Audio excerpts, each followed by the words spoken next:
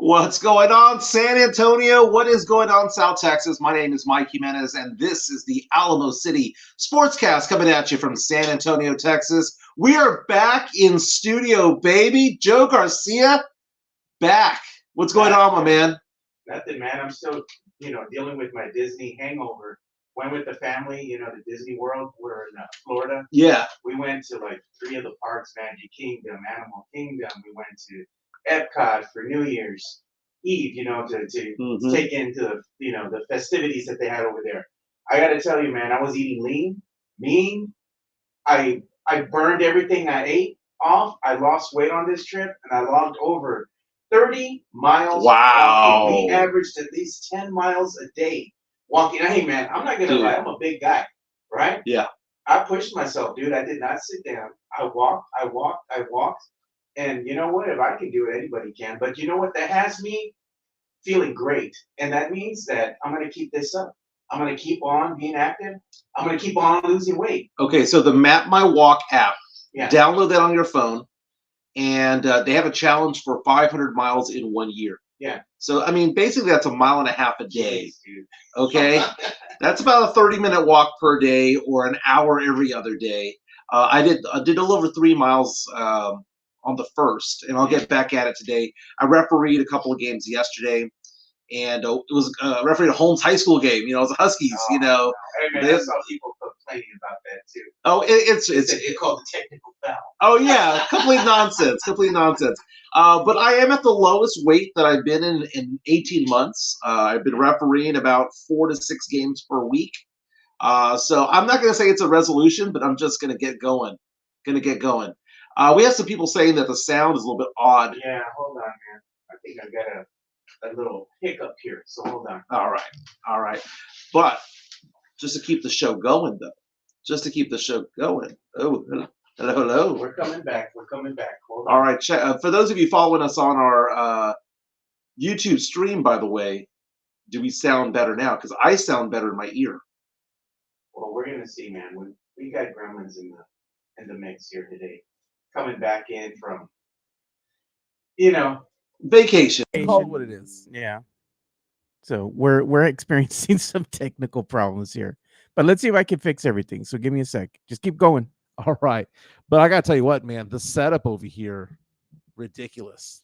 Okay, because I'm used to things looking a certain way when I come out here and do this show. Typically, I have a camera up front, have my laptop out, and you're like, no, Jimenez, we are in the future now.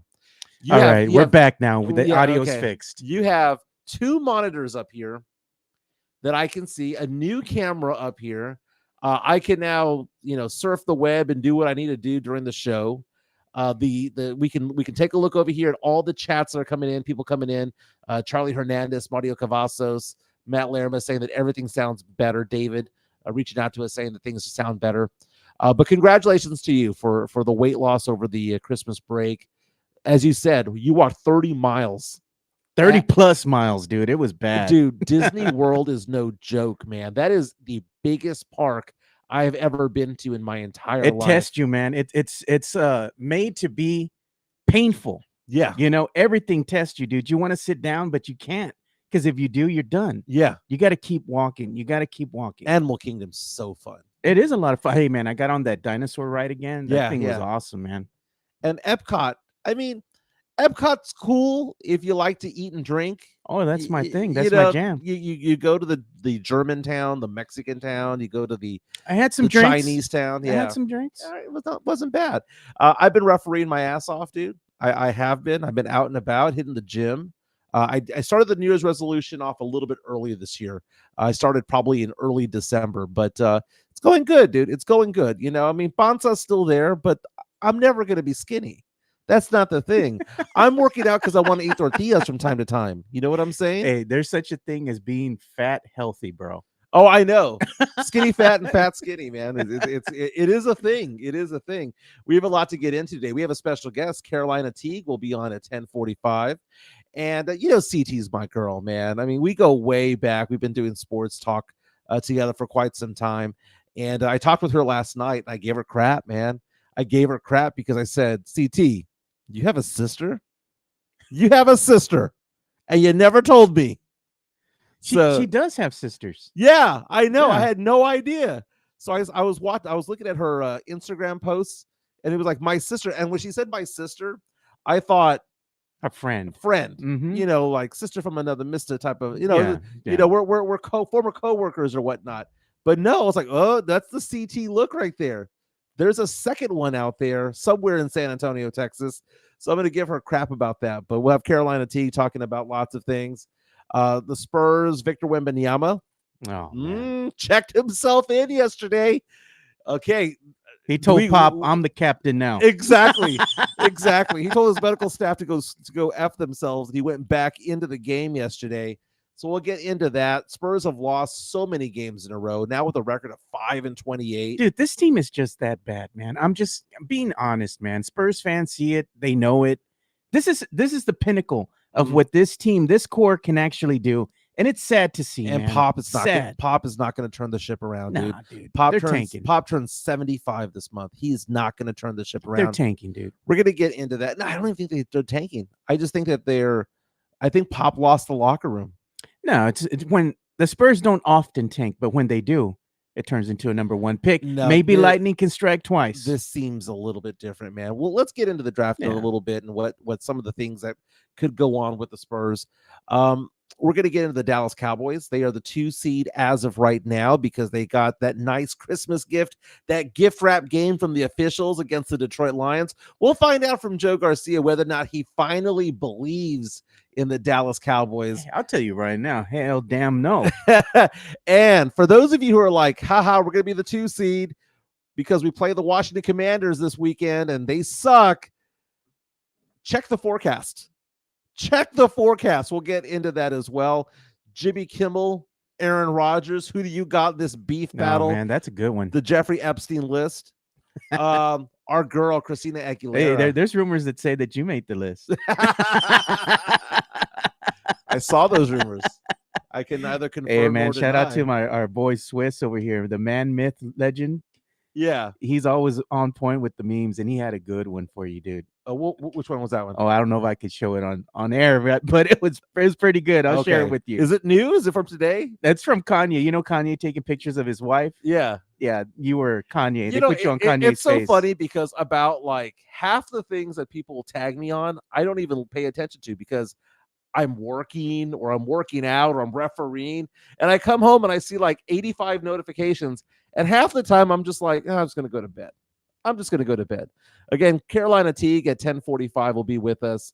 Pop culture, our girl Christina Aguilera, the genie in the bottle. No, I think the genie came out already, dude. Genie came back. Homegirl has lost a lot of weight, dude. She looking good. Kelly Clarkson lost a lot of weight too. We need to get into that, too, man. Yeah. She looks good. Look at that. I've always had a thing for Kelly Clarkson. Daniel Castro. He's on the list. He's on the list. They're talking about you. You made the list. Very, very cool. Hanover Fist reaches out and says, "What's happening, Alamo crew? Good to see you all." Yeah, it's good to be back, man. It's been a long time, man. And what's up with Matt Larimer reaching out to us? By the way, we're available on Facebook, YouTube, and Twitter. Subscribe on YouTube to the Alamo City Podcast Network. Saying new showtime, same old takes. Well, you know what? It'd be nice if the Spurs won a freaking game. It'd be nice.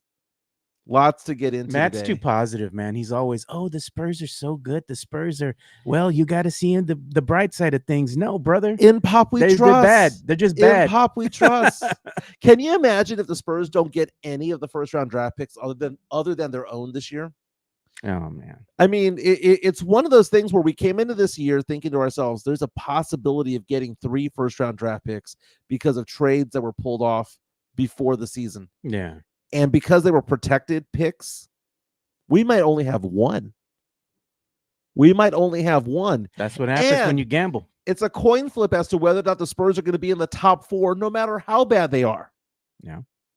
It's crazy. It's crazy. But let's go ahead and get into it. First of all, again, congratulations on your run.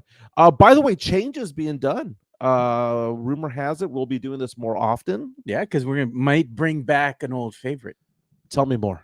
Yeah, we might bring back an old favorite. We might be bringing back here the MJ Acquired Taste show on Tuesdays and Thursdays. Yeah, we got to figure that out. Is that going to be at my house, or am I going to just kind of come on over here? Because you live 5 minutes from me, dude. So I mean, I can just mosey on over. That's up to you, bro. Whatever you want to do. We'll figure that out. But we want to be a little bit more consistent with this, and we want to be a little bit more.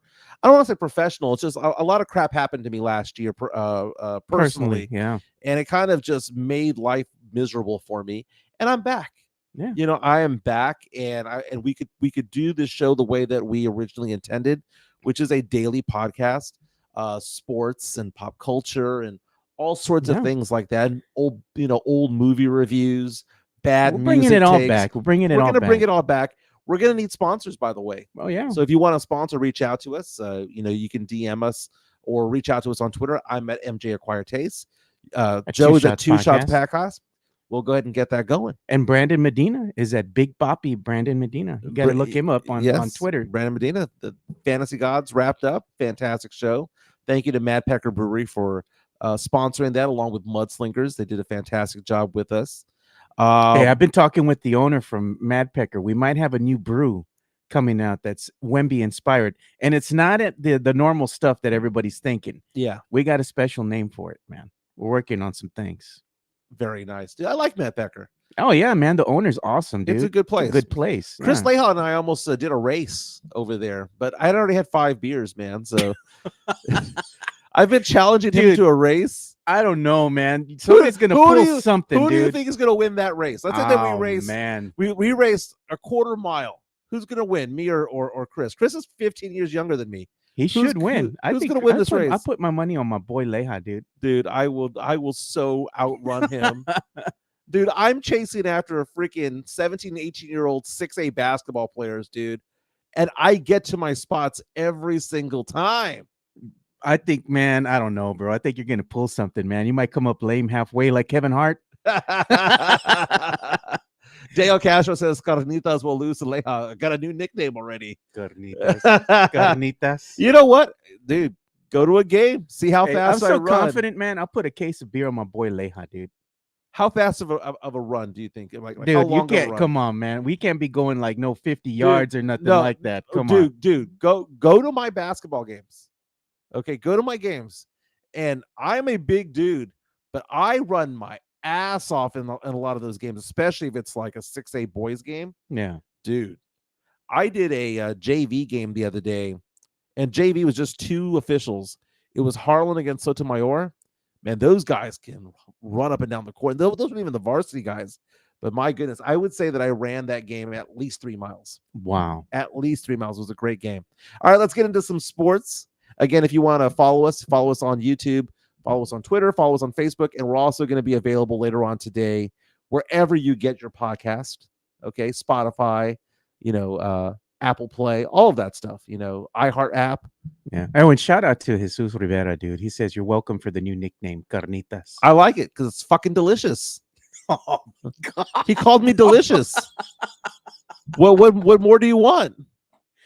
You always got to make shit weird, bro. I mean, when I hit carnitas, I lick my lips. Oh shit, man! Damn, Mike. Am I wrong? My God, bro, you're just like giving the world just gold, man. You know they're gonna roast your ass now. Call me carnitas. Dale Castro Jimenez is not effing delicious. No. Favorless carnitas. You can't call a grown man. Down. You can't call a grown man delicious. But Dale Castro did call me delicious. He called me carnitas. Oh man, dude. He called me delicious. Carnitas. Is it? I mean, how else am I supposed to take that? Bro, I know Jeff's probably watching. He's probably like, oh my God, man. Matt Lerma with his not Jimenez with a man thinks I am delicious takes. Oh, there's Leha. Leha's here. I was wondering if Leha's going to be here. Leha calling me the Michelin man like he's skinny. like that motherfucker skinny. Tubby ass motherfucker. Like the Michelin. He was like, Oh. I can beat you in a race in my boots, he said. Jimenez is tripa. Hey, oh my by God. the way, Leha, one of the things I saw yesterday on Twitter, some guy was going off on Twitter just being complete jackass, and it was funny seeing Leha and Dyer and all of those guys go after that guy. It was great. It was great. We got a good beef coming up here between you and Leha, man. I got money on my boy Leha for that race, man. Good beef. Fuck, I'm carnitas, baby. Lord, Come man. on. Here we go. Come on, Chris. You got to go ahead and put my boy over here in check, man. You got to get a race. We'll have a race. We know we got a little field right here. We got a track. A field? Yeah, we got a track right here at Stevens High School, man. We running towards each other. Dude, field. I'll put the video out and everything. We'll have the Chariots of Fire. That reminded me of when I had a 40-yard dash race with James Pledger at Sports Star. We did it in the back parking lot. Watching too. And that was so much fun, dude. That was so much fun. Locked on Spurs. Daniel Castro, someone will roast him for that, according to Jeff Garcia from Locked on Spurs. Carnitas equals pork belly. My God. Good times. That's why they watch this show, dude. For stuff like that. That's it. And people think I get offended. That's so funny. Yeah, I'm a chunky dude. Okay. Oh my God. Weight goes up, my weight goes down. But I'm 18. I'm at the lowest I've been in 18 months, dude. And really, to be honest with you, I'd be happy to lose just 8 more pounds. And I'd be happy with where I would be at that point. I don't want to be skinny. I like having dad bod. I like being a husky dude. I just don't want to be that husky. Okay. But I'm at the lowest I've been in 18 months. I have a freaking diary of that on my. You're fat skinny. You're fat skinny now. Hey, cholesterol under 200, baby. Blood pressure where it needs to be. That's how you get your women, showing them what you. Hey, my blood pressure's low. Cholesterol. Low cholesterol. My LDL 181. 181. Oh, are we going to talk about sports at any point? Let's talk about the Spurs. Okay, oh, man. Let's talk about the Spurs. Yeah, the Spurs last night lost 106-98 to the Memphis Grizzlies. Grizzlies are 11-22 on the year. Spurs have dropped to 5-28. Remember that the Spurs started the year 3-2. They were actually technically undefeated to start the year. True. We all were. But the Spurs have lost 26 out of 28 games. And if I'm not mistaken, the 2 wins that the Spurs have had since November 2nd in the last 2 months were against a depleted Lakers team who rested one of their star players. And they beat a Portland team that rested their 3 best players. So the Spurs have not beaten a good team that is that is fully healthy, fully on the court since like October. And it's kind of crazy that that's the case. But last night, Victor Wembanyama, 20 points, 7 rebounds, 4 blocks. He did play 26 minutes. And the thing about that is that Wemby has a minutes restriction of 24. And he kind of got pissed off about that, apparently. Got frustrated about that. And as Tom Osborne from the San Antonio Express News reported, with just under 2 minutes to go in the game, he reinserted himself back into the lineup without the permission of his medical team, without the permission of Pop. He goes out there, gets a dunk. Pop immediately pulls him out. And you can sense that there's frustration going on with Wemby because Wemby says he wants to play. Wemby says he wants to be on the court more. But there have been some weird things going on. They're trying to protect his ankles. He did step on the ball boy over there in Dallas a couple of weeks ago. What a freaking odd injury, dude. It was an odd injury. So, Pop is out here saying, look, we're trying to do this for your best interest, for your safety. Dude, Wemby, about a week or two, was close to having a quadruple double. He was on track to have one had he played 34, 35 minutes, but they played him only 24. And he had, 20 some odd plus points. He had like 7 blocks. He had like 7 assists and 7 rebounds. He was on track for a quadruple double, which very rarely happens in the NBA. It's only happened a handful of times. Alvin Robertson had one back in the day. I believe David Robinson did too. But Tom Osborne, if you can go back to the first tweet that you have on right there, saying, quote, on Twitter, X, saying Wemby has grown increasingly frustrated playing under a minutes restriction designed to protect his right ankle. putting him at odds with the Spurs medical and coaching staffs. Hungry for more playing time, he took matters into his own hands in Memphis by doing what? By going to the scores table and checking himself in. So there's a couple of things here. First of all, I understand the minutes restriction. It sucks. Okay. He's a big guy. I mean, he's 7'3", 7'4". And you need to understand that those types of players don't exist. Yeah. We see the stretches that he does before the game. We see what he does. But the fact of the matter is that we need to protect this guy and save him from himself. Because if he gets hurt, the Spurs medical staff is going to be blamed again. We saw that with Kawhi. This is the first time he's played an 82-game season. And it's the first time he's had to travel, because when they play in Europe, dude, Europe's the size of Texas. It's like flying from San Antonio to Houston to Dallas, whatever. And here you're flying to Seattle. You're flying to New York. It is different. But at the same time, I understand that he has that fire. I understand that he wants to get out there, and I don't blame him for wanting to play more. But the thing about it is this. Remember, before the season started, you and I talked about the fact that there were reports in France saying that this guy has a fire in him where he does not want to be told what to do. Yeah. I think he's done it for a couple of months. I think he's frustrated with all the losing. And I think that he just kind of just snapped yesterday. And in defiance of the medical staff and in defiance of Pop, put himself back into the game. First of all, one of the things I thought of is Pop losing control of this team? Because Pop saw a player check himself in without permission. Pop did not call his number. How many times have you seen that in Pop's 26, 27 years as head coach of this team put himself in? Yeah, never, dude. I've never seen it. Never happens. And right now, you know, Pop's going to be 75 years old later on this month. Spurs are 5-28. This is the fifth losing season in a row. I think at some point, and let's go ahead and put just comments up there that are related to sports at this point. Yeah, I'm putting Wemby. It's our show, not their show. Okay. Wemby is young, and everyone gets what he wants. You know, he wants to play. He has a future, and they need to check him for his own good. Spurs aren't getting jacked this year, is what they said, what Joe Gonzalez says. So let's go ahead and go through that. It says Wemby's young, everyone wants to play, but they need to check him for his own good.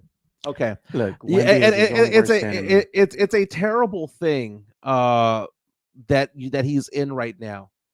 Jesus Rivera saying Wemby's his own worst enemy. He needs to trust the process. Imagine players like a Luka Doncic or a Kobe Bryant, someone who has that type of mentality, being told that they're on a minutes restriction, because that's who we have. I think a lot of time people think that because he plays for the Spurs, that he's going to have a David Robinson mentality, or he's going to have a Tim Duncan mentality, or a Manu Ginobili mentality, but that's not it. Victor Wembanyama is his own man. He's a different type of player with a different type of attitude, a different type of fire. Yeah. He's more of a Giannis. He's more of a Kobe. He's more of a Luka than he is. Oh, yeah. You know, Robinson. Wemby wants to win. That's the thing. He wants to come in. He wants to win. Everybody right now, I believe, on the Spurs squad is frustrated at the losing, you know, and they want to win. But the problem is that every time they start getting that lead, they start chipping away. Yeah. They just don't have the experience to win those games. They have a hard time coming from behind. And then if they garner the lead, they have an even harder time of holding that lead, especially in the fourth quarter, and finding a way to win. It's the inexperience shows itself a lot. And the only way to combat that is to what? Get more veteran leadership in here. And that's the problem. The Spurs have no veterans. And they did it to themselves, because right now, the biggest problem the Spurs have is they cannot use inexperience and their youth to be the reason for them losing. Yeah. Because we heard that when the season started, right? Oh, well, we're the youngest team, and therefore we're not going to win. Well, who's the second youngest team in the NBA right now? The Oklahoma City Thunder, and they're 23-9. So, and they're only like a couple months older than the Spurs on average. So that's the thing about it is that like the Spurs have lost a lot of their excuses. And right now, when I see the Spurs as a team at a 5-28 record, I mean, a .152 winning percentage, dude, that basically means .152 that the Spurs right now are on track to win 12 games, to go 12-70. Look at, we have Matt Lerman. He goes, here we go with the Pop is old take, but you won't acknowledge that he's doing the team a favor by staying on board to build a new team with a solid foundation. He's not. Before passing the torch. He's not. He's not. He's overstaying his welcome. This is not a lame take. It may sound like an old take for me because I was the first one to say it. Everyone at San Antonio Sportscast, for example, thought I was an idiot for a year, 2 years ago, saying Pop needs to go. He is not a guy for a rebuild. Not a passing of the torch. Who's he passing the torch to? There's nobody on the assistant coaching staff right now that I want him to pass the torch to. You look at that record 5-28. Tell me this. Becky Hammond's the coach of this team. They 5-28, or are they better? I think they'd be better than 5 wins. Ime Udoka, head coach of this team. Better or worse? Better. Better than 5 wins. You can go down the family tree of Popovich. Steve Kerr was the head coach of the Spurs. Hey, they better than 5-28. That's a Dave Atwater coming out and saying Pop is the new Belichick, and Belichick is on the hot seat right now. The whole thing about in Pop we trust is it flies in the face of reality of what we see right now. We're seeing a team that's 5-28 that has a generational player in Victor Wembanyama. Dude, if Victor Wembanyama had gone to the Houston Rockets, who right now are 16-15 without him, the Rockets would be what, 22-10? Rockets they'd be contending right now, at least, moving up there in the Western Conference standings too, possibly be flirting with the play-in game. There is no foundation that the Spurs have. The Spurs don't have a foundation. You cannot say that you have a foundation and be a 5-28 team. Who on the Spurs roster is a foundational piece? Victor Wembanyama, and that is it. I don't know, man. I'd have to say Victor and Vassell. I like Vassell. Vassell is checked out, man. He puts up his stats. Don't get me wrong. He'll give you 20 points. He'll get you 5 assists and 5 rebounds. But he ain't hustling the way that he normally did. Well, you know what? That's what I'm saying. Losing takes a toll on everybody. It's hard to keep losing and to stay positive and have that positive mindset when you're out there. Right. At some point, you start feeding into this nonsense and you get tired, you get lackadaisical, and you just say, fuck it. Tired of it. The respect that I'm getting for a player this year that I doubted in the past is actually Keldon Johnson. Keldon Johnson actually seems to have heart more than everybody else on that team that is quote unquote a veteran. Keldon Johnson is trying his hardest every single day, and it may not always work. There'll be some games when he throws up 18 to 20 shots and you're like, why the hell are you doing that? But at least he's showing fire and heart. So if you want to keep Keldon, fine. Sohan is Sohan. Gave him a new nickname over the Christmas break. He's just the Enigma. He's the Enigma. And people are trying to tell me, like, for so long that he's going to be the next Draymond Green, which I don't see. But if you were to position it this way, how about not Draymond Green? How about Sean Marion? Oh, man. Well, first of all, Sean Marion was somebody who improved his three-point shooting, had an ugly shot in an ugly form. But it went in. But it went in, and defensively, he played better. I would much rather see at this point Sohan shoot three-pointers and two-pointers. Dude, his stat line is ridiculous. How do you go from a 24% three-point shooter to 38? And how do you go from a two-point shooter of 52% to 44? The Enigma. Yeah. How is that even possible? But it is what it is. And he's been playing out of position. He's going back into the forward role. And some days he seems comfortable and confident. You get one game comfortable and confident. And it's like, man, we might have something here. And then you get 4 or 5 games in a row where it's just like, What are you doing out there? Yeah, the same thing. How is are you happening. a forward and getting 2 rebounds in 26 minutes? Yeah, the same thing's happening with a lot of the Spurs younger squad. Yeah. You know, they're just what they lack is they lack consistency. There's been a lot of inconsistency across the board. It could be having to do with lineup changes and all these weird lineups that Coach Pop is putting out there. Mhm. I mean, at some point, Pop just needs to go ahead and pick a lineup and say, this is what I think is going to be conducive to us having the best chance of winning moving forward. Right. I don't give a damn about evening the odds as far as the starting five and the bench. This is what's going to give us the best opportunity to win games. Fuck it. We're just going to run with this squad. And if we win, we win. If we lose, we lose. But at least put out the best production that you can to give yourself a better chance of winning. That has yet to happen. You know, he keeps messing with the lineups. Fans are saying, why is Julian Champagny, you know, in the starting lineup? I don't mind him. I'll be honest with you. Spurs fans are just questioning everything at this point, you know? There is no winning combination of the Spurs roster. There really isn't, because everybody has something going on. Malachi Branham can't guard me on the court, dude. I mean, he can knock down some shots, but he can't guard me. Julian Champagny has a size problem. He's not as tall as he should be for what he's trying to do. City Sissoko is still too green. Zach Collins is inconsistent. Devontae Graham is probably a decent player, but we don't see him very often. Keldon Johnson, I like the fire, but he's probably undersized for what he does. Trey Jones is undersized for what he does. Doug McDermott's getting older. Osman's probably the one that is probably legit. Sohan, enigma. Vassell, not trying. Blake Wesley, still too green. Frustrated Victor Wembanyama. Dude, just blow up the team, man. There's no foundational pieces here. There's none. I mean, there's something's definitely amiss here. I mean, Spurs fans, even myself, you know, we get tired of the losing, and it just keeps on going. It seems like this year has gotten worse, which you would think it would have gotten better, but right. So the Spurs have potentially 3 first-round draft picks this year, potentially. But that's not going to happen. In fact, it might only be 1. Okay, because the Spurs have their own.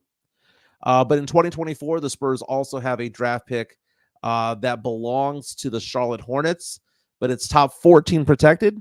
Charlotte's one of the worst teams in the league, so it's not going to happen this year. So it gets pushed to 2025, and if it's top 14 protected again next year, which it is, it turns into a second rounder. So that just, you know, to quote Shawshank Redemption, you know, up and vanishes like a fart in the wind. The Spurs also have Toronto's top 6 protected first rounder this year. Yeah. Top 6 protected, right? Toronto has the 7th worst record in the NBA, and they just traded OG Anunoby. Okay, now they got RJ Barrett. They got some decent players in return, but now they're rebuilding, right? And there's, you know, some debate as to whether Pascal Siakam is going to be traded from Toronto. So we might not even get that pick, which means next year, the Spurs might have the ability to have up to 5 first-rounders because we have our own. We would have Toronto's top 6 protected pick again. We would have Chicago's, I believe, top 10 protected pick next year. And we'd have the Hawks unprotected. And we'd have Charlotte's top 14 protected. So the Spurs might have 5 next year. Could have 1 this year, maybe 2. Next year could have 3, could have 4, could have 5. It's just crazy. And all this is telling me is that the Spurs are going to get younger. And are the Spurs going to actually develop a team around some solid veterans? Because Wemby needs to have that. Dude, there was a story that came out a couple of weeks ago, San Antonio Express News. I believe Jeff Garcia from Locked On Spurs and Ken's 5 was talking about it as well, about how the Spurs or Pop is showing Wemby videos of certain players because there's no veterans on the team. So he's showing him like YouTube clips of like Kevin McHale and Hakeem Olajuwon and players like that. And I thought to myself, dude, he's busting. He's doing a YouTube tutorial because he doesn't have the players on the roster. Yeah. I don't trust in Pop anymore, and I haven't for quite some time. Tavares says should have traded for Quickly, who did go to Toronto. The problem with Quickly and those trades, there's nobody that would want any of the Spurs players that are not named Wemby. People would look at Sohan and go, ooh. People would go look at Keldon and go, oh, he's undersized. Yeah. Probably Vassell. No one's going to trade for Doug McDermott and give us a first rounder. No one's going to trade us for a first rounder for Shetty. It's not going to happen. It's not going to happen. Redbirds Junkie says, blow this team up. Tell us more. Sincerely, the Silver Dancers. Hey, we're going to have Carolina Teague on in a few minutes. But before we get to Carolina Teague, let's talk about the Dallas Cowboys. They got gifted that game against the Detroit Lions, because imagine if they had lost to the Lions, the narrative that would have gone on about the Cowboys losing 3 straight to playoff-bound teams, because they lost to Buffalo on the road. They lost to Miami on the road. They could have lost to Detroit at home. Lots of things went down, right? First of all, the head coach of the Detroit Lions should have just kicked it at that point to tie the game, send it to overtime. Go for the win. Right. Even from the 7-yard line. That's hubris. That's being stupid. Yeah. Okay. So there's that. But right now, I'm taking a look at the Cowboys, and right now they have the ability, if they win Sunday, 3:25 kickoff against the Washington Commanders, they could get the 2 seed, which means they can have 2 home games. Win those home games. And this is a team that hasn't lost at home in like 2 years. You win those games, you're in the NFC Championship game, potentially on the road against San Francisco. So, real fast, Joe, do you believe in the Dallas Cowboys? Hell fucking no, dude. What did they show you this last game against Detroit and the game prior against Miami and then the game prior against the Bills? They have a hard time beating teams with the winning record, and that even goes back to looking at what happened with the Seattle Seahawks too, right? The Seattle Seahawks played them tough. They played them tough. They have a good defense, credit to Pete Carroll. He's doing a great job with them. But the Cowboys found a way to win the game. Okay, they won that game. Cool. But again, when they're looking at teams with winning records, teams that play good defense, great defense, 49ers, case in point, a good, well-balanced team, they're one of the favorites to go to the Super Bowl. They went ahead and just dismantled the Cowboys. Mm-hmm. They just tore them a new asshole, basically, and they embarrassed them. It was an embarrassing beatdown, dude. And the Cowboys just, it's one of those games. No, it's not. Yeah. Every time you're pushed by a team with the winning record, you always wind up shitting the bed. I think what's going to happen with the Cowboys again, they could go ahead. They control their own fate. They could beat the Commanders, but that's also a trap game.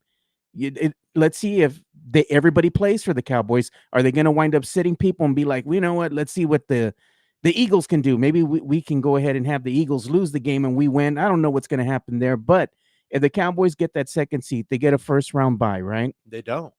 Not anymore. Oh, okay. Well, then that means that they're going to be playing. They're hosting at home. They play a wildcard game. Okay, they'll be hosting at home, which helps them, right?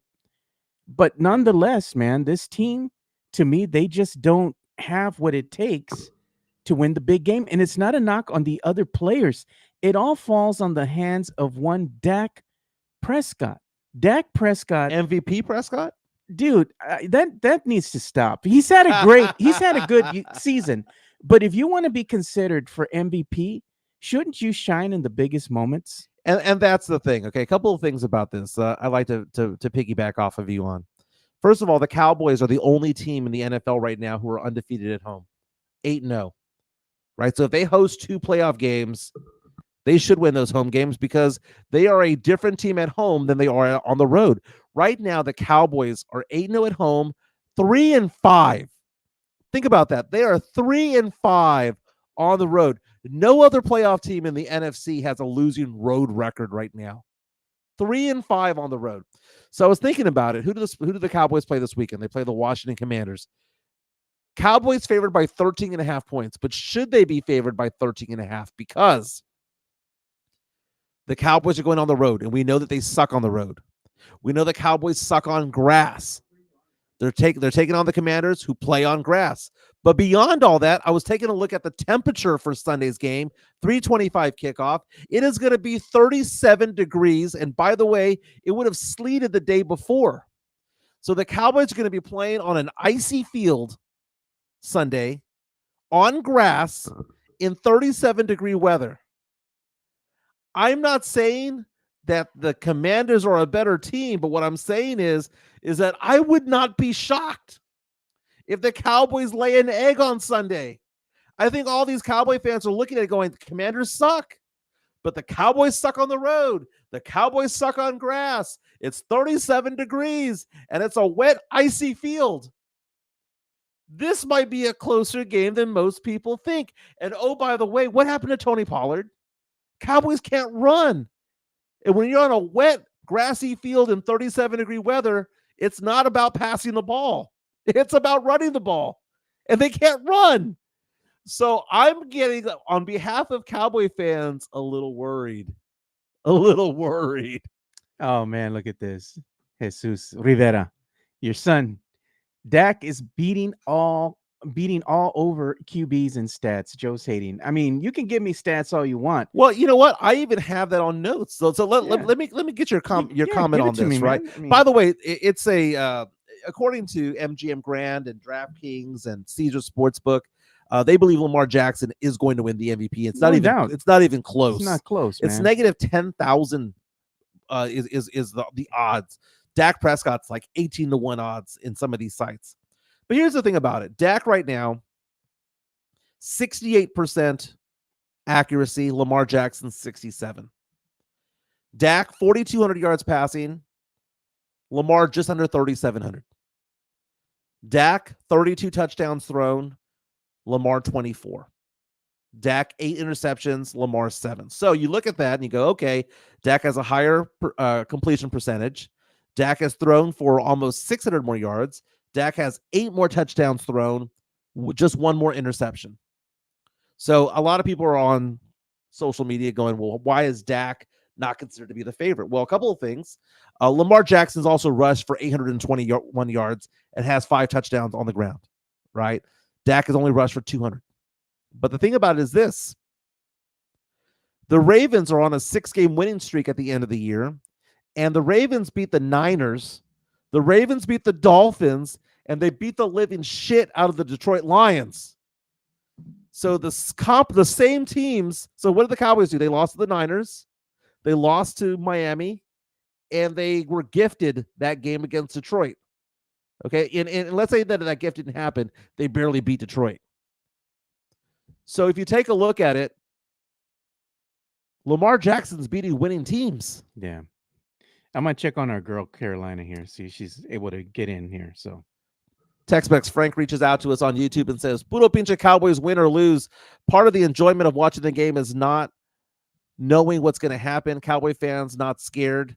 I enjoy you fellas. Happy New Year. Happy New Year to you, Tex-Mex Frank. Joe Gonzalez says Cowboys will be in the tournament in the 2 spot. Hopefully they can go on a run.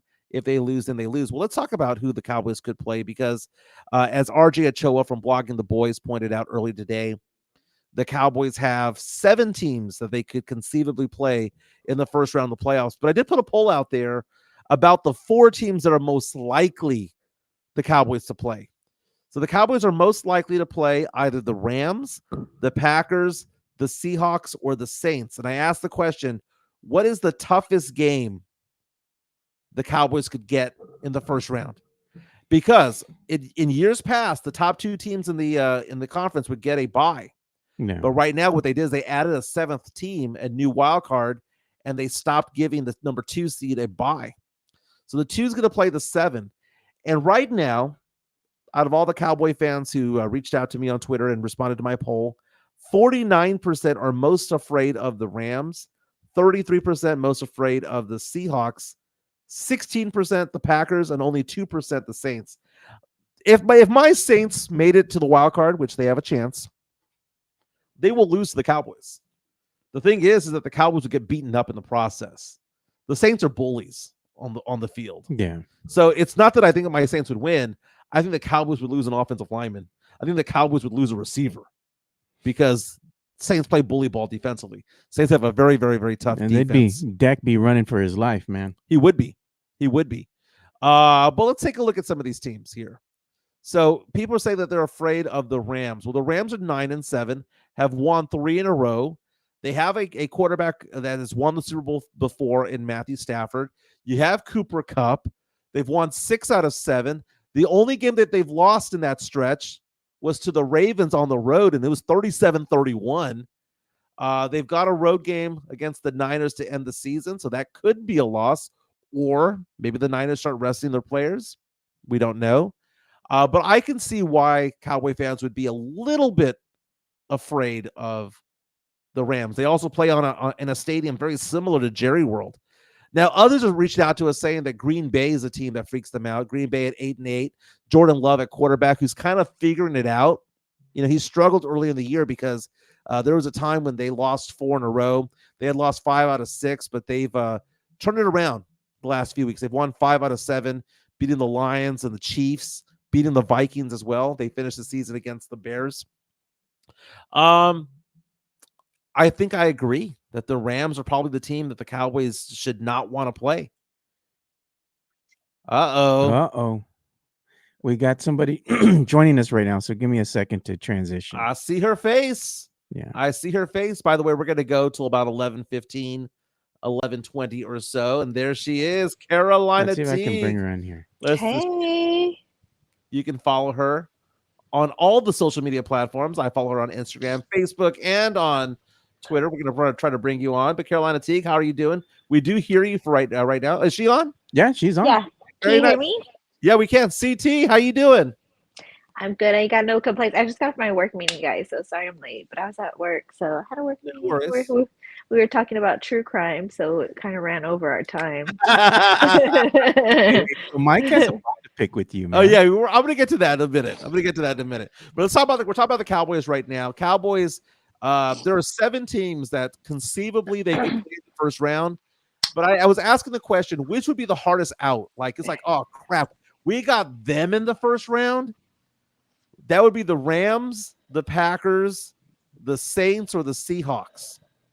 Which one do you think is the hardest out? If that the Cowboys should be like, man, we don't want to play that team in the first round.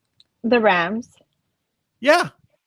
The Rams. The Rams are a copy of the Cowboys in many ways. Mm-hmm. Mm-hmm. And the Packers, I'm never going to be a fan of theirs, nor would I ever say. But they've also relatively played in a much weaker division. But the Rams have had a lot of flashes where we can see that there's a possibility that they could beat a team, or they could possibly beat the Cowboys. So I would say the hardest one would be the Rams. Very cool. Very cool. We were just talking about the fact that the weather Sunday in Washington, D.C. with the Cowboys, who have a 3-5 road record, go to Washington, D.C. Cowboys favored by 13 points. It's going to be about 37, 38 degrees at kickoff. It's going to be icy the day before, 65% chance of sleet the day before. This is a Cowboys team that plays bad on the road. They're going to be on an icy field, near freezing temperatures. I know they're playing a crappy team, but should they be worried? And they're playing on grass on top of it all. Should they be worried going into this game? Or do you simply think they're going to go in there and take care of business? I think they're still going to take care of business. The weather conditions obviously play a factor, but for me, like I was in bad weather conditions when I went to Chicago recently, and I went to my first Bears game, and I was in 28-degree weather, and when you're in there, it's like about 21 degrees. It wasn't necessarily icy, but the teams, like, they warm up and they'll be fine. It's kind of like a normal. I'm not an NFL player, but you kind of warm up and you get used to where you're at. So I think they'll be okay. All right. We're joined by Carolina Teague. She's the host of League of Her Own podcast. She's also with RCW Wrestling as well. She does a fantastic job with all the things that she does. And she's also been someone who has been with me on podcasts and radio shows for the past few years or so. I love me some Carolina Teague. Now, let me ask you this question real fast, because we like talking to you not only about sports. Don't get me wrong. We can have sports conversations whenever, but I like bringing you on for the pop culture. I like bringing you on for the nostalgic stuff and things like that. I was noticing on your podcast yesterday, you were talking about the beef involving Aaron Rodgers and Jimmy Kimmel. Okay. So Jimmy Kimmel has gone after Aaron Rodgers in the past before on his show, called him an idiot because Rodgers is anti-vax and things like that. Right. But beyond all that, there's going to be that Jeffrey Epstein list that's going to be revealed sometime this month, maybe even as early as today. And explain what Rogers did on the Pat McAfee show. Well, it's not necessarily what Rogers did, it's what Jimmy Kimmel started. So essentially, Aaron Rodgers had made a comment stating that he was waiting on Jeffrey Epstein's client list. Jimmy Kimmel made a joke about it and said, his tinfoil hat is on. And, why is he like basically making fun of him waiting for this client list to come out? And if you really think about it, like, what's so funny about people wanting to get to the bottom of the truth, which is who was on Jeffrey Epstein's client list? This is somebody who allegedly had something called Pleasure Island, where he would take underage girls and they would sexually assault them. So for Aaron Rodgers to be concerned about that is, yes, it is conspiracy theorists like myself. I am like, I hate Aaron Rodgers as a player and as a person, but I can relate to him in a sense where we're sort of conspiracy theorists in a way. Mm-hmm. So he was making fun of him for that. Aaron Rodgers comes back around and says, Jimmy Kimmel, you might be on the list, or he, says something towards a joke towards Jimmy Kimmel to kind of clap back. And then Jimmy can't seem to take a joke. He was like, I will sue you, which is understandable, because when you're a man and you're getting played with about potentially being somebody who is on the client list and should be investigated for these crimes, I understand why you would get really upset and defend yourself. But at the same time, why are you making jokes about people who are trying to get to the bottom of this list? Why is Hollywood gaslighting everybody who wants to see who the names are that were on Jeffrey Epstein's client list? Because we would like to know, why has nobody been prosecuted? How come nobody's been charged? And how come nothing has happened to anybody who was on that island? There's so, like, even with Prince Andrew, there was somebody people who get away with everything.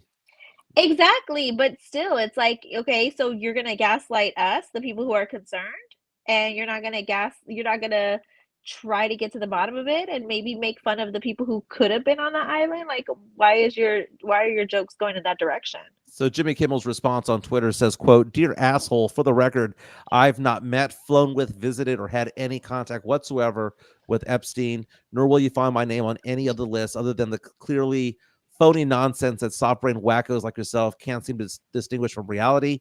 Your reckless words put my family in danger. Keep it up. We'll debate the facts further in court at Aaron Rodgers 12. Right, and it's very he went full-blown Karen on him, but at the same time, and I don't like Aaron Rodgers. Like, trust me, he just also said on the Pat McAfee show that talking about the Bears, that us playing the Packers is going to be our Super Bowl, and if we can't beat them, then do we really have a rivalry with the Packers? And he said, if they can't beat us, and mind you, he's on the Jets now. So why are you saying the word us as if you're still a Packer? You're not a Packer anymore, Aaron Rodgers. You are a Jet now. So I don't know why you're concerned about the Bears business.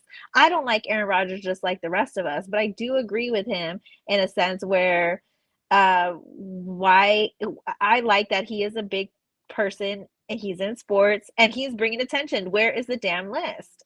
Mm-hmm.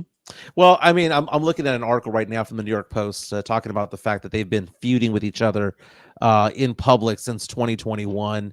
A lot of it started with Kimmel going after Rodgers for not being vaccinated and for conspiracy theories that he was kind of posting around that time. I think the problem is that, like, Jimmy Kimmel's a comedian, and comedians make jokes. And when a comedian makes a joke, it comes off a certain way because it's to be expected. Aaron Rodgers was not making a joke. Aaron Rodgers was being a dick. Those are the two different things. Because Aaron Rodgers is not known for comedy. Okay, Aaron Rodgers is known for being a narcissist.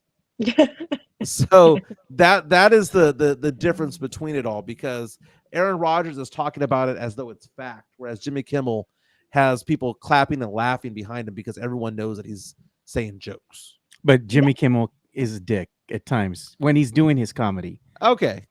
So it's like this, man. If you can't take it, then don't be dishing it out. You know, and Aaron Rodgers, honestly, I think he's just having fun with Jimmy Kimmel. Well, Mike Jones reaches out to us on our YouTube stream and says, especially with everything going on with Diddy, can't blame Kimmel, right? Because Diddy is someone who was accused of, I guess you can say, grooming girls and leading to assaults and things like that. And he says he didn't happen, but he paid her off real fast, right? Oh yeah. It's amazing how that happens. It's interesting, but another pop culture topic here. Christina Aguilera. Okay. Don't know if you saw the story on TMZ.com. She began her residency yesterday. Real fast, we have a comment coming in from the Drew Show. The $5 tip, my man. Thank you, Drew. Saying Jimmy Kimmel sucks. He's no comedian. Wears too much makeup. Looks like a ventriloquist doll. Sometimes does blackface. Hate Aaron. He's a MVP quarterback. Hey, they put a picture of him out there in the blackface in one of his skits.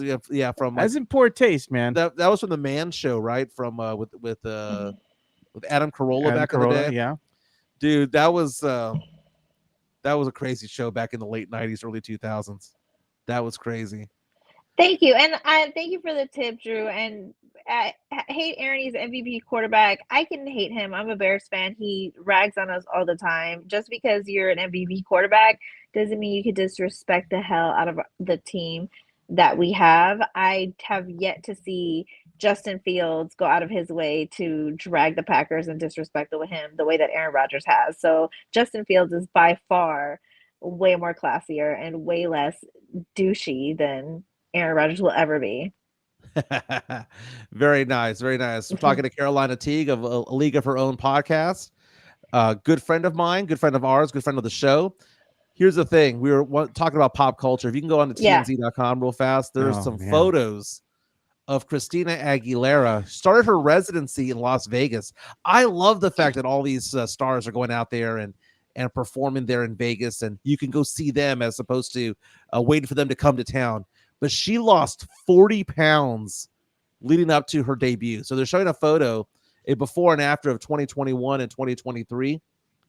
Lost 40 pounds. Looks amazing. She's performing at the Venetian.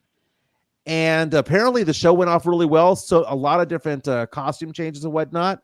What are your thoughts on these celebrities who are going out there and looking like they're young again? I mean, we saw Kelly Clarkson with her daytime talk show. She went on hiatus, came back, and she was half the size. We saw Adele lose a crap ton of weight. What are your thoughts on these celebrities coming back and getting back in shape the way that they are? She looks absolutely incredible. I just saw the pictures. She looks amazing. And she's always been scrutinized.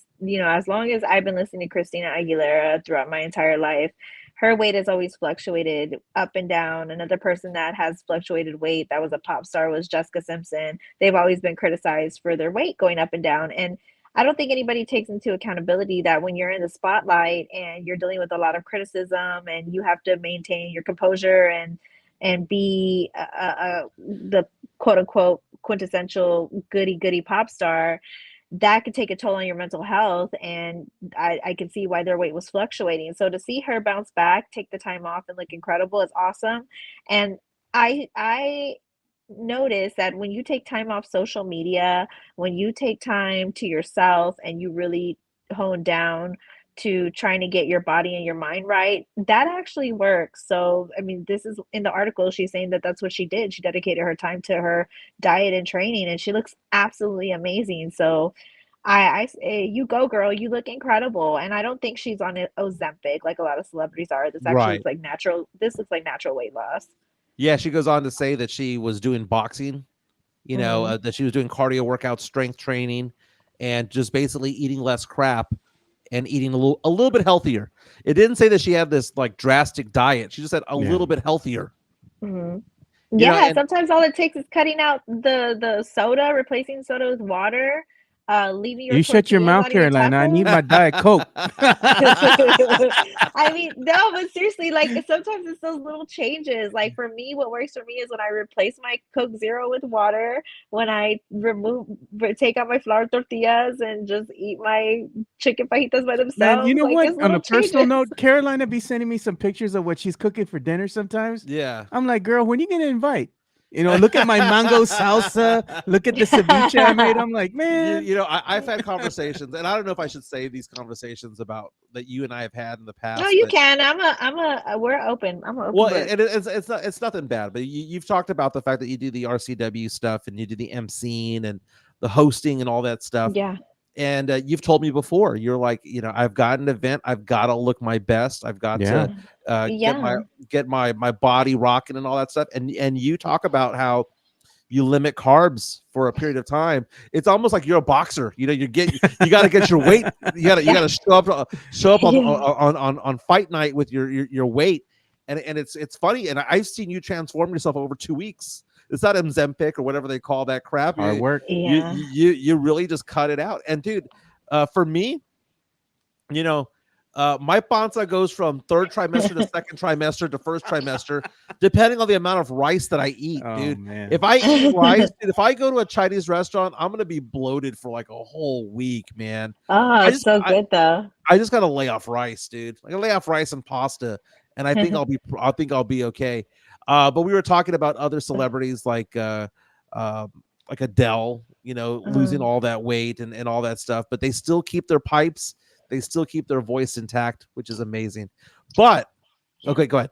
Oh, I was going to say, I'm glad that you brought that up, because there's been times where I've been on stage. I think I've told you guys before privately where I'm on stage at RCW or at other wrestling shows. And there was times where I was, I had weight gain for personal medical reasons. And I would be on stage and there was one time one of the wrestlers pulled out a cookie sheet to beat the crap out of someone, and he started beating somebody with the cookie sheet. So I got back in the ring to do like a ring announcement, and I was like, did you guys like seeing so-and-so pull out the cookie sheet and beat up blah, blah, blah? And somebody in the crowd said, you look like you ate the whole tray of cookies. Holy shit. Oh, man. Oh, my God. They yelled that to me in the crowd. And that day, I was not feeling my best. I did feel bloated. And I remember being like, oh, my God, I will never step on this stage again. She's going to cry in the ring. And that day, I was like, oh, my God. And I thought about it. I was like, I did eat a lot of cookies this week. Like, he's right. So I was like, it's a hard, like, stepping into the ring. Like, men will criticize you out in the crowd for how you, what you are. Well, going back to our radio days, Carolina, we've seen all the hate that comes through in people when they're watching live, and they can be really nasty. So yeah, I get that. Let's call up some photos of CT from her Twitter account, that she does for RCW and whatnot, because getting in shape, man, it sucks sometimes, but you really, I've seen you lose 10 pounds in 1 week, man. And it's just like, how the hell did you do that? But it's performance that you've got to go out there. You got to look your best. You got to look a certain way. And we're going onto your Twitter account right now to take a look at that. And I had a trainer too, and she's like a bodybuilder trainer. So rice, I know you said you need to stop eating rice, but actually rice is okay. Just make sure that it's and anybody who's watching this, rice is okay. Just make sure it's no bigger than your palm. So, or I'm sorry, your knuckles. So put your knuckles in a fist like this, and this is how much rice you can eat if you want some rice. Man, Ding Hao don't do that though, man. So, Ding Hao, here we go. We're showing the picture. Carolina. There's Carolina. I look good there. I'm looking for other pictures that you got. Where's your other pictures? I haven't posted that many lately. But here's the new event that you got coming up. Yes, that's going to be at Reality of Wrestling. It's Booker T's promotion, and that is in Texas City. We just got ranked number 14 best wrestling promotion in the globe. So it's a huge production, and we love it. But yeah, it's important to look good on camera. I totally agree. And Chris was really messing me up. This is from your last show, League of Our Own. Yep. Chris was really messing me up though, so I'm sure you guys can relate. Yeah, I only had one tamale.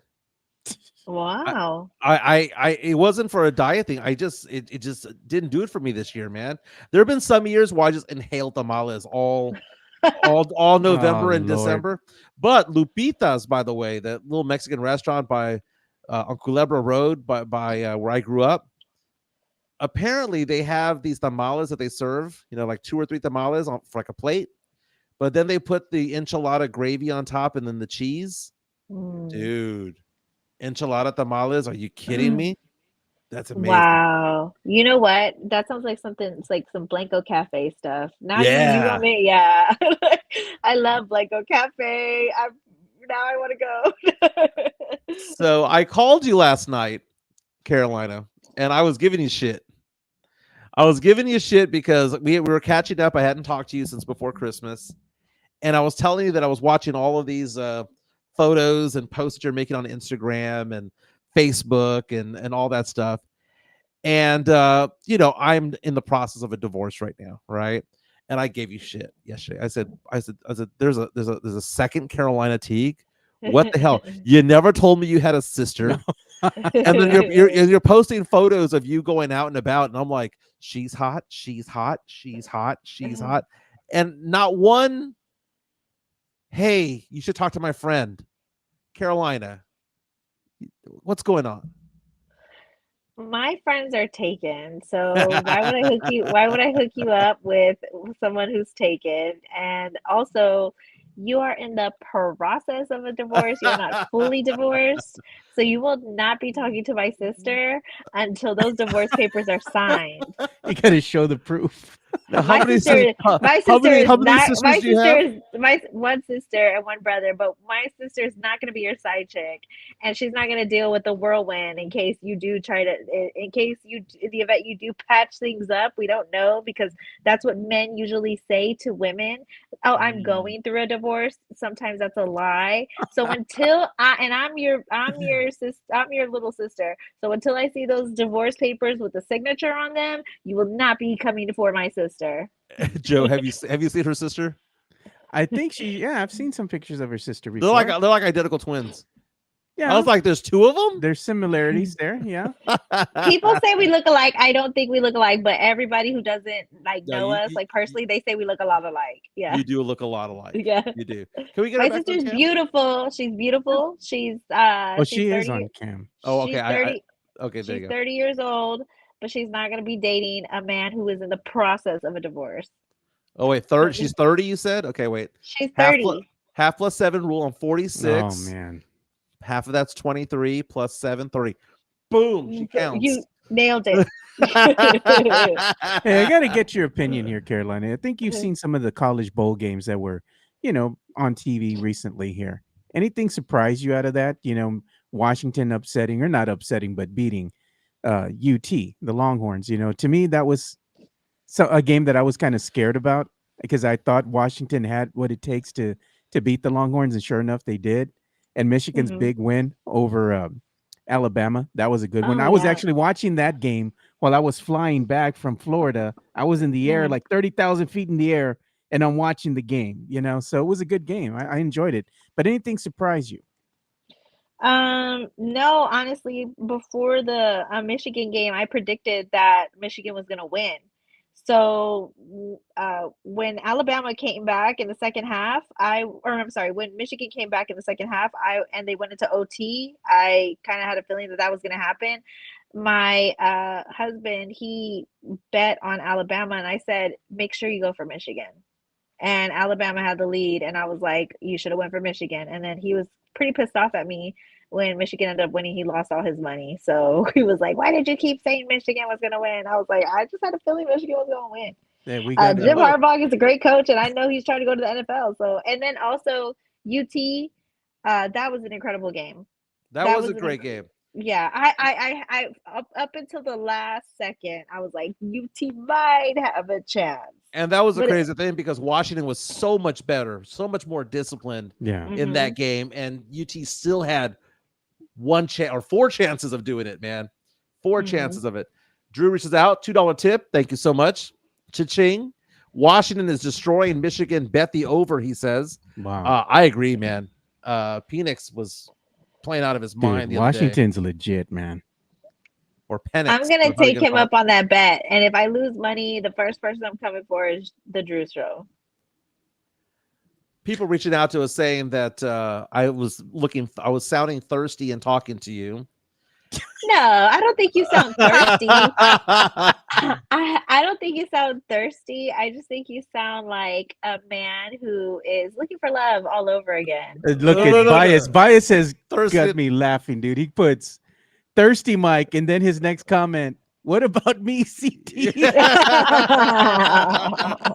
Now scroll up. Someone says Mike is on demon time. Oh Dude, my god! That was all yesterday bro. on Twitter saying that I was turning into Demon Mike. That was like a new thing, and I kind of dig it. to be honest with you, people are asking if you're gonna hook me up with your brother. Oh Jesus god!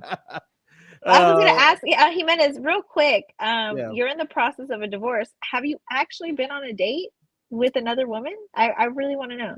I cannot. Or can you confirm not nor say that? deny. I cannot Okay. confirm nor deny. It's just it is a all in all shitty situation. Is what it is, man. Divorce sucks, dude. I wouldn't wish it upon anybody.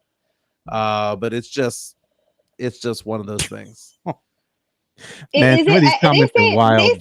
They say divorce sucks, but like I always thought, like, why don't you just treat it like a normal breakup? Is it not like that? Is it different? Like, oh, it's not like that at all because there's so much financial untangling that needs to be done. The vehicles, the house. Then there's a question about child support. There's a question about all of that stuff, and it's just it just sucks. It just sucks. People reaching out asking the question. Mike Jones, Mike and Maddie Sky would be cute together. She's a lot more attractive than I am, so I'm going to go ahead and say that she would say no. But no, lots of people reached out saying that I sounded thirsty. I apologize if I did. 30-year-old sister, huh? 30 years old.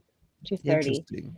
And I don't think you sound thirsty. I just think you miss 100% of the shots you don't take, period. Yeah, like that one girl that was wearing the shirt that says I love hot dads. I love hot dads. I'm sorry, but that wasn't it, by the way. Daniel Castro reached out saying the Blue Chews are coming in. That's right, baby. Hey man, they were saying that we needed a new sponsor. Get a new sponsor. See if it works. You could date or you could date Annie Agar. Isn't that your crush?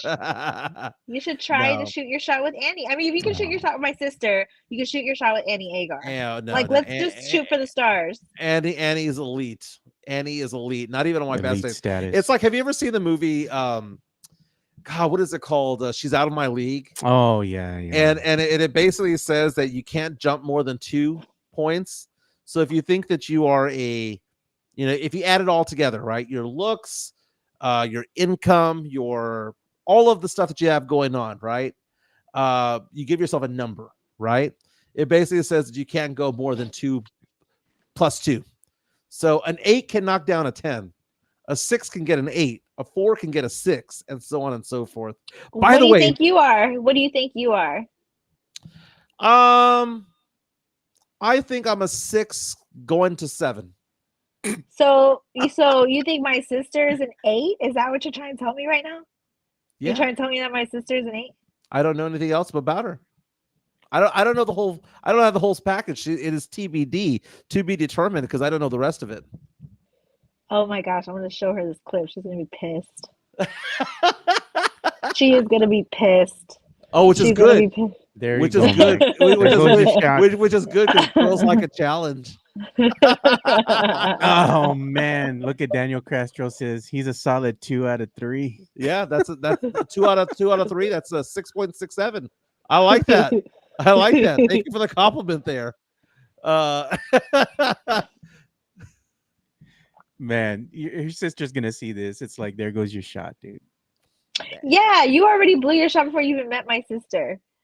Like, I wasn't even gonna meet your sister. I didn't even know she existed. I was willing to introduce you to my sister once the divorce papers were signed, like I said. But since you called her like a 5 or whatever you just did, I called her a 5. I never said that. He said he was a 6 or a 7. And he said your sister was a 5.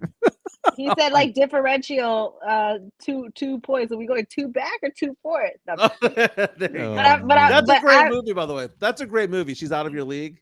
That's a great movie. It's just basically saying that once you go past 2, you're gonna lose the girl. You're gonna lose the girl. Oh, I forgot I finally got my first prototype in for the new merch that's coming.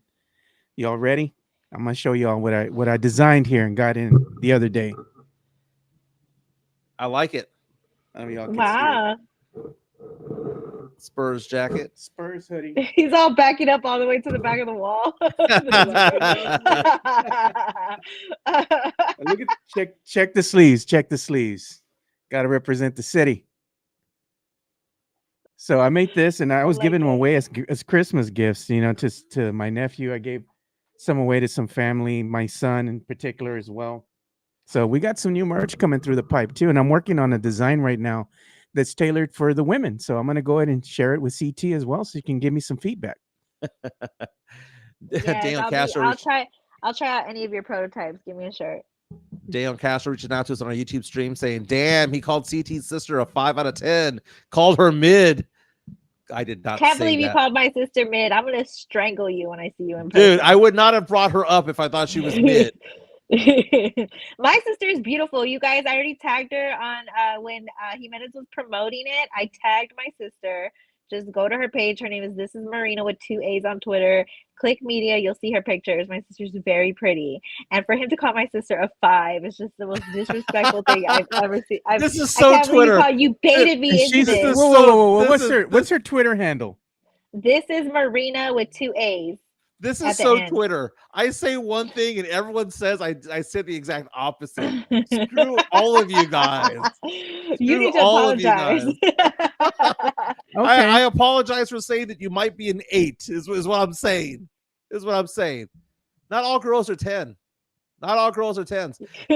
Okay, one of my favorite things to follow on TikTok is a page called HoMath. HOEMATH. Oh my god. Dude, go on TikTok, follow HoMath. It's this one guy that tries to explain why dating sucks. And what he basically says is that he thinks that guys are very honest about themselves. Some guys, have a bell chart that says, I'm a 5, I'm a 6, I'm a 7, I'm an 8, and they're being realistic about it all. Mm-hmm. But when it comes to women, they overinflate their numbers so much. There are girls who's like, I'm a 10. And they're like, you ain't fucking close to a 10. And then what ends up happening is that they think that I think the thing is that the HoMath basically says that it should align, and it should align by 1 or 2 points, just like that movie said, but he does it in a very scientific way. You know what? Her sister looks kind of like Carolina a little bit. What's her at? This is go to the page, Joe. Show everybody my sister if you can. It's This Is Marina, ThisIsMarina. That's my sister. This is Marina with 2 A's at the end. And when I went to I thought I was a pretty girl until I went to Puerto Rico and I saw all these beautiful women, and I was like, oh my god, on a global scale, I'm like a 2 or a 3. So so many beautiful women all across the world. Oh my gosh. Yeah. That's good. That reminds me of those TikToks that I see where, girls who move from Florida to like Iowa, they're like, I'm a 6 in Florida, but I'm a 9 in Iowa. Exactly. It just depends where you're at. Okay. All right, Carolina, we're going to show her. Take me. Yeah. So, okay. Show my sister, please. Go to click media. Thank you. Keep scrolling. Keep scrolling. Oh, that's her, but she has videos if you keep scrolling. So I was like, there's a video there. Oh, well, it's a 1 second video, but I'll take it. Oh, Mike, you want me to show the 1 second video? There you go. She kind of looks like Carolina. I got to be honest. It's a lot like Carolina. Yeah. I can see the resemblance there. I can see it. Oh, there's 2 of them? Is what I said. There's 2 of them. Oh my goodness. Well, you can go ahead and see her Twitter handle here. This is Marina with 2 A's on the side. She has 781 followers. Well, it'll be like 850 by the end of this podcast. Like I said, if you want to find it, it's on my latest tweet where I retweet Jimenez and I tag This Is Marina. So that's how you can follow her. But shout out to my sister. I love her so much. Very cool. Carolina. And if you do date my sister, you are required, like Mike Jones had a great idea. Take Carolina's sister to Perry Steakhouse. You're going to take me too. Like, we're both coming. Oh, dude. I've been seeing those videos where it's like that guy gets upset because he's going on a date and she brings the family And he goes, "We're gonna take our separate checks." Oh my And I don't know if God. you've seen our Christmas parties, but they be lit. So like, if you, we'd love to have you part of the family. I was trying to get another journalist in our city to be a part of our family to date a family friend of ours. It didn't work out, but if it would have worked out, there would have been a journalist at my a sports journalist in San Antonio at one of my family parties. You've narrowed it down to like 12. We'll find out who that is later on. Hey, look at the Drew show. What? He went ahead and gave us a $5 tip. I can't see. Let me go ahead and bring it over here so you can see it. I'm sorry. There you go. Okay, there you go. Says, thanks, Joe, for reminding me. For all you poodles in the audience who threw Freds under the bus after the lawsuit, y'all don't eat there anyway. Oh my God, that's hilarious. Oh yes, and Michael, what I've been up to these days, I'm doing wrestling, so I'm trying to get in shape for wrestling. I have a wrestling gig. Like Christmas really messed me up so bad because I ate everything under the moon. You were eating some tamales. I did eat some tamales. I ain't gonna front. Telling I you, did. man. I Stay away. They're Stay so away from good. those They're like tamales. They are. they're like little snacks, but they're like very, very like they feel like snacks when you're eating them. They don't even fill you up. But then before you know it, you have a dozen of tamales in your panza. It's crazy. And all that manteca. Yeah. More questions coming in about your sister. Okay. Let's see here. There was one that asked the question. Was it Tim Gonzalez who asked the question? Is it what is she really on a crazy hot scale? What is she on a crazy / hot scale? Oh, like crazy? There it is. Okay, so the hot scale is 1 through 10.